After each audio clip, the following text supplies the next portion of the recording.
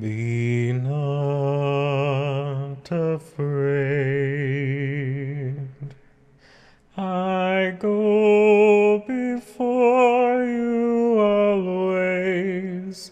Come follow me, and I will give you rest. I'm the least religious person you will ever meet, but that gave me goosebumps just now. Fear is the oldest tool that humans have. Not money, not weapons, not law. Fear.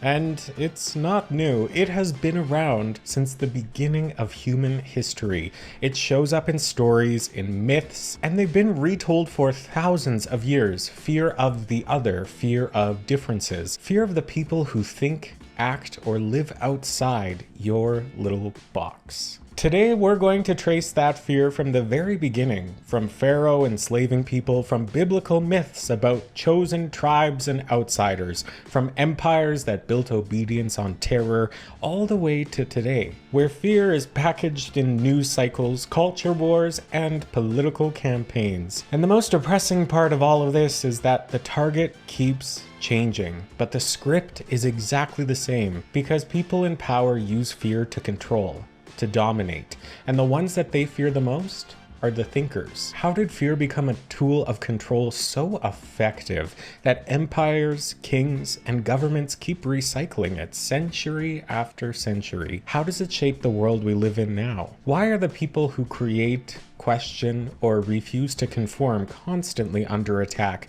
And most importantly, how do we recognize it, understand it, and survive it without it letting dictate how we live? So if you've ever wondered why history repeats itself, why culture wars feel like deja vu, or why being curious is somehow radical, this episode is for you. This is the story of fear and the people who refuse to be afraid.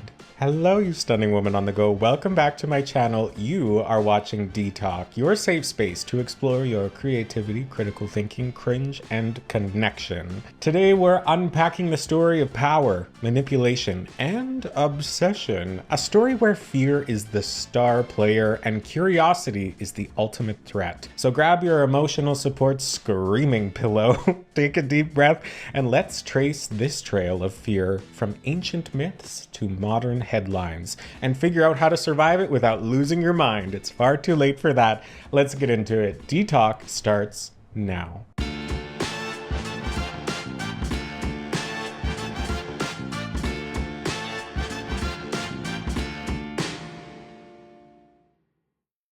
Ancient Egypt stands as one of the earliest civilizations where fear was institutionalized as a mechanism of control. The pharaohs, considered divine intermediaries between the gods and humans, wielded absolute power over their subjects. This theocratic monarchy was not merely a political system, but a religiously sanctioned hierarchy that permeated every aspect of Egyptian life. The concept of Ma'at, representing truth, balance, and cosmic order, was central to Egyptian society. The pharaoh's role was to uphold Ma'at, ensuring harmony and stability. However, this divine mandate meant that any disruption to the established order was perceived as a threat to the gods themselves. Consequently, fear was cultivated among the population to maintain this cosmic balance. Dissent or rebellion was not just a political act, it was seen as sacrilege, inviting divine wrath upon the entire community. The construction of monumental structures like the pyramids served many purposes. They were tombs for the pharaohs and symbols of their eternal power. These projects required immense labor forces, often composed of conscripted workers or slaves. The sheer scale and grandeur of these monuments reinforced the idea that the ruler's power was omnipotent and eternal, effectively actively intimidating populations into submission. Similarly, the Hebrew Bible presents narratives that intertwine divine favor with fear. The concept of the chosen people is present here, where certain groups are depicted as specially selected by God for a unique covenant. This chosenness often necessitated the exclusion or subjugation of others, framing outsiders as threats to society and survival of the chosen. Like, I put this script together, but it's still depressing. Prophets in these traditions frequently warned of dire consequences for disobedience, not just for the individual themselves, but for the entire nation. These prophetic messages, while spiritual in nature, often served as tools for social control, reinforcing the idea that fear of divine retribution was paramount for communal cohesion. As civilizations expanded, the use of fear as a tool of control became more sophisticated. The Assyrian Empire, for instance, was notorious for its brutal tactics, including mass deportations and public executions, to instill terror among conquered peoples. This strategy was not merely punitive, but preemptive, aiming to suppress the thoughts of rebellion before they could manifest. Similarly, the Roman Empire utilized a combination of military prowess and psychological warfare to maintain dominance. This meant public spectacles like gladiatorial games and executions were designed to demonstrate the consequences of defying imperial authority. These events served as stark reminders of the empire's power and an ever-present threat of punishment. The legacy of using fear as a tool of control persists into modern times. Political regimes, media outlets, and various institutions continuing to exploit fear to manipulate public perception and behavior. The rhetoric of us versus them, the amplification of existential threats, and the portrayal of dissenters as enemies of the state are contemporary manifestations of ancient strategies. Understanding this historical trajectory is very important for understanding and resisting the subtle ways that fear is wielded in today's world. By tracing the lineage of fear from ancient civilization to modern times, we can better equip ourselves to challenge and dismantle the structures that seek to control through intimidation and division. So, we just talked about fear as a tool in control of ancient empires, but now it's time to talk about how that fear got packaged, shipped across oceans, and turned into global politics. By the 19th and early 20th century, Europe was actively reshaping the world using fear, guilt, and a little thing called imperial ambition, and nobody did this quite like Britain. After centuries of empire building, Britain had territories on 6 continents. This empire was about land, but it was mostly about ideas. One of the most consequential of these ideas was Zionism, the political movement calling for a Jewish homeland. While Zionism had roots in the 19th century European nationalist mindset, it became tied to British colonial ambitions during World War I. Britain had a strategic interest in controlling Palestine. The region was not only geopolitically important, but its population was at that point under Ottoman rule, and Britain wanted influence there. In 1917, the Balfour Declaration promised Britain's support for a national home for Jewish people in Palestine. On paper, it seemed simple. Support a group of people who has suffered centuries of persecution. In practice, it ignored the people already living there. Palestinian Arabs were the majority population with their own social, economic, and religious structures. Suddenly, centuries of fear, prosecution, and chosen people narratives were exported onto real land. Britain's political calculations were clear. Gain Jewish support in Europe and the United States, secure strategic control over the Middle East, and soothe post-war colonial administration. Human cost was not a priority, and this is a recurring theme in the history of empires. Fear and manipulation are tools to consolidate power, often at the expense of those living in the wrong place at the wrong time. Eventually, European colonial powers were also dealing with the aftermath of the Holocaust and widespread anti-Semitism, which amplified the urgency, or at least the moral justification for a Jewish homeland, but morality and politics were never equal partners. Britain was balancing public opinion, international diplomacy, and military strategy. In doing so, it institutionalized the tension between Jewish people and Palestinians, planting seeds for decades of following conflict. Here, fear functions on multiple levels. Fear of another European war, fear of losing political influence, fear of appearing morally bankrupt, and fear of local populations resisting colonial imposition. These overlapping fears weren't abstract. They were strategically developed by empires to control both the people and the narratives. This is where the pattern becomes quite clear in retrospect. Ancient fear tactics like scapegoating, chosen narratives, obedience through threat, they're still here.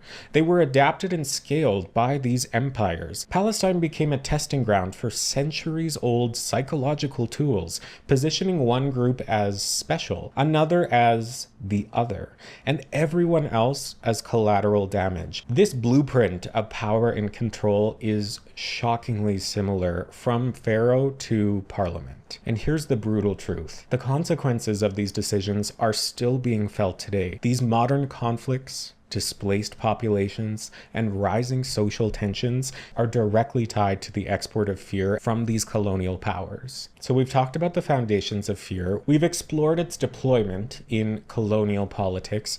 Now we're going to talk about how fear works on the human mind and society, and why it is such a reliable tool. Fear is not just a feeling, it's a mechanism, a language, and a form of social currency. God, that's upsetting. Understanding the mechanics of fear is crucial if we want to resist it. From a psychological perspective, fear is a survival system that predates civilization itself. The fight or flight response triggers a cascade of physiological changes. Accelerated heart rate, heightened senses, narrowed attention, geared towards immediate survival. While adaptive in small doses, fear also shapes our way of thinking, our judgment, and our social behavior. It short-circuits critical thinking, amplifies risk aversion, and makes humans more likely to follow authority without questioning it. This cognitive hijacking is the reason fear has been historically so effective. Pharaohs didn't need to explain why people should obey. The fear of divine wrath, the social punishment, or violent consequences did the work for them. Similarly, colonial administrators relied on fear of rebellion, instability, or moral failure to enforce policies that were convenient for power, but not for the people. We as humans are pattern-seeking creatures. When society experiences uncertainty or chaos or misfortune, there is an instinctive drive to assign blame. René Girard's theory on scapegoating explains this phenomenon. Societies relieve collective anxiety by projecting it onto a specific individual or group, often one that is vulnerable or already marginalized. Historically, this process appears across cultures and across time. In ancient Egypt, the fear of cosmic disorder could be projected onto foreigners, onto rebels, onto slaves. In Europe, Jewish people were repeatedly scapegoated for the plagues, for economic crises, and political instability. In colonial Palestine, the imposition of new administrative structures by Britain created tension that framed Palestinian and Jewish people as political pawns, scapegoats in a larger imperial narrative. Scapegoating is effective because it simplifies these complex social problems into an us versus them dynamic. Fear is amplified by the visibility of the target, moral justifications, and repetition, turning anxiety into a tool of social cohesion and control. Once people internalize this fear of the other, resistance completely diminishes. This fear that individuals experience shapes entire social systems. Political theorist Frank Ferretti calls this the culture of fear, where risk, anxiety, and moral panic become currencies in social, political, and economic exchanges. Leaders trade fear for obedience, loyalty, and compliance. There are three different kinds of this fear. The first one is fear of punishment. So this ensures law and order, or at least surface level compliance. The second one is fear of outsiders. So this justifies exclusion, oppression, and war. The third one is fear of moral decay. This legitimizes surveillance, censorship, and social policing. I wanted to talk about this. No wonder I have an anxiety disorder. Fear is also scalable. It can be distributed institutionally through laws, propaganda, or religious narratives, but it also exists interpersonally, transmitted by family, peers, or communities. When internalized, fear is self-reinforcing. It influences behavior, perception, and moral reasoning, often without conscious awareness. Neuroscience explains why fear works so effectively as a tool of social control. When the brain perceives threat, the amygdala activates, prioritizing survival over nuanced meaning. This means that people under fear overestimate the likelihood of danger. They rely on heuristics and stereotypes to simplify their decision making and follow authority figures or group norms more rigidly.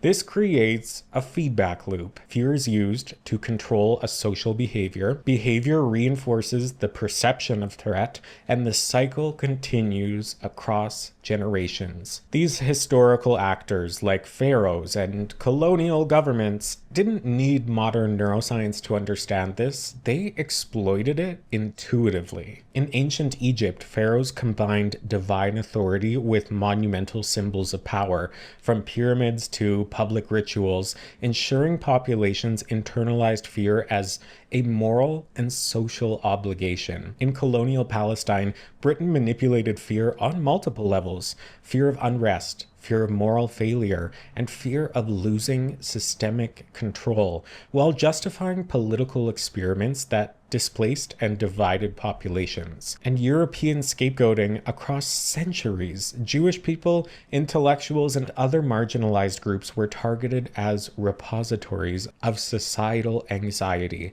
Fear was both a warning system and a justification for oppression. The common thread through all this: fear is instrumental, intentional, and profoundly adaptable. The mechanics are the same, only the context changes. And fear does not live in a vacuum. It is embedded in our legal systems. Rules backed by punishment create compliance. Religious and cultural narratives, divine wrath, curses, or moral decay, and social hierarchies where privileges and punishments maintain group norms. The result is a society in which fear is both external and internalized, shaping our thoughts, our actions, and our identities. Recognizing these systems is the first step towards dismantling them. Understanding the psychology behind fear allows us to see why some people are consistently targeted, why oppression continues to persist, and how to respond without being paralyzed. Okay.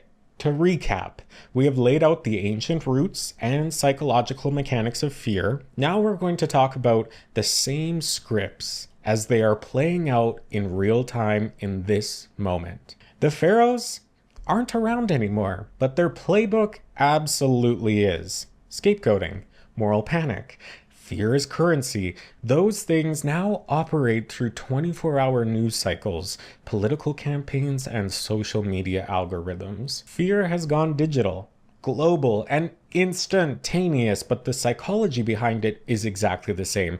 People still in power identify the other. They amplify these perceived threats and position themselves as the sole solution.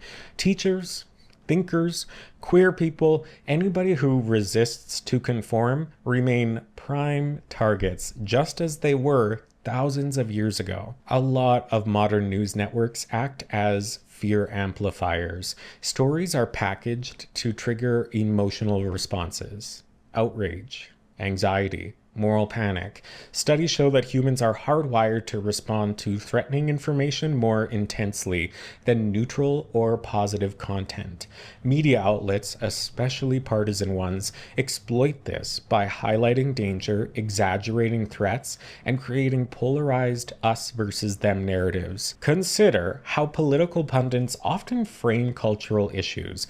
One side is presented as under siege, while the other side is cast as existentially threatening. And the result is that the audiences absorb this fear passively, often without even questioning the narrative, creating a cycle that mirrors this ancient control strategy. Culture wars are the modern battleground of these ancient dynamics. Whether the topic is education, LGBTQ, or public health, the tactics are exactly the same. I know I've said that so many times, but they're exactly the same with something. Scapegoating marginalized groups to consolidate political support, moral panic over children or tradition, and amplifying differences as danger to rally in group loyalty. These strategies echo the Pharaoh's use of divine authority, the biblical myths of outsiders, and the colonial administration's manipulation of guilt and fear. Power thrives on anxiety, and conflict over values ensures obedience, attention, and allegiance. Modern governments and politicians trade in fear the way ancient rulers traded in land or weapons. Fear is profitable. It mobilizes voters, justifies extreme policies, and diverts attention away from systemic issues that are ultimately the root cause. Whew, I'm getting hot. I'm pissed. Okay. For example, we don't need the example, but I'm gonna say it anyway. Fear-based campaigns often target teachers, intellectuals, and queer communities. They are portrayed as threats to order and morality, despite contributing to education, cultural enrichment, and societal resilience. This mirrors this historical pattern of targeting those who challenge orthodoxy or the status quo. Fear also acts as a social lubricant. It creates divisions, discourages solidarity, and makes populations easier to manipulate. This script is centuries old, but now it spreads faster than ever, reaching millions of people in seconds. If pharaohs had public monuments, we have social media algorithms. Platforms are engineered to maximize engagement, often by exploiting outrage and fear. Viral misinformation, moral panic, and identity-based scapegoating thrive because they trigger these emotional responses that keep users clicking, sharing, and consuming. This is the digital amplification of centuries-old tactics. Fear becomes content. Compliance becomes clicks, and cultural polarizations become profitable. These lessons of history are being applied at unprecedented speed and scale, showing that the ancient mechanics of control are alive and thriving in the 21st century. Now, we've traveled a long road. We've talked about a lot. If you're still here, you must be depressed like me. Well, I'm not, but for you, I don't know you. We've talked about a lot, from pharaohs wielding war as law to colonial powers exploiting control and division, to the psychology that keeps this same oppression alive, and finally, the digital and cultural battlegrounds where fear is packaged as moral panic. What connects all of this isn't the era or the empire or the technology, it's the mechanics of fear itself and the way the human brain responds to it. Here's the thing. Fear is only powerful when we allow it to be. And I know that sounds hacky, but stay with me. History shows that people who question, who think critically, who refuse to conform, who love outside the bounds of normal, these people are always targets. Yet they are also the agents of change.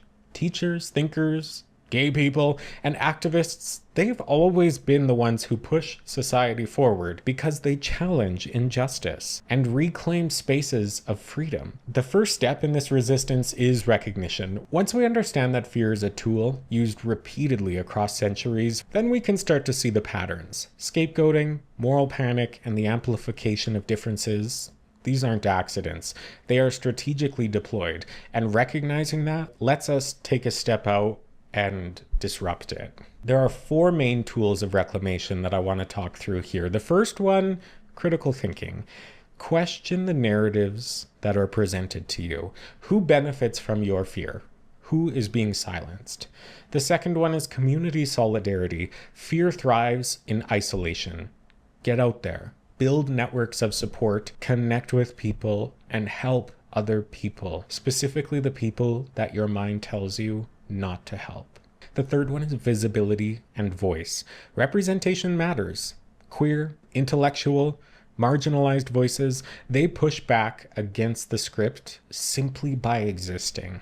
And the last one is education and storytelling. Knowledge is the antidote to panic. Learning history, psychology, and media literacy equips people to resist this manipulation. Fear is ancient, but too is resistance. Every empire, government, media outlet that tries to control populations with terror eventually met people who refused to be afraid. Understanding the psychology, the history, and the modern mechanics of fear is not only academic, it's practical survival. It's about living fully, thinking freely, and supporting others in doing the same. So when you log off Instagram, scroll past the headlines, or step into a classroom or a community space, remember, the same ancient script is playing all around you. But you don't have to be a passive audience member. You can disrupt it. You can reclaim it. You can exist outside of fear. All right. That's the story we've traced today. Thank you for getting all the way to the end of this episode of D-Talk. If you enjoyed it, check out my library of all kinds of other episodes where we talked about things similar to this. And if you really like this idea, this is a fluff. If you really like these kinds of videos, but maybe a little less academic and a little more, I don't know what word I'm looking for, casual and funny. I haven't really had any. The Roomba's coming out. Oh my God, I have to hurry up. Watch Dismantling Hate. If you are a flaming, I'm gonna have to go fix the Echo. Send the Roomba home. Oh, for the love of God. Thanks so much, bestie.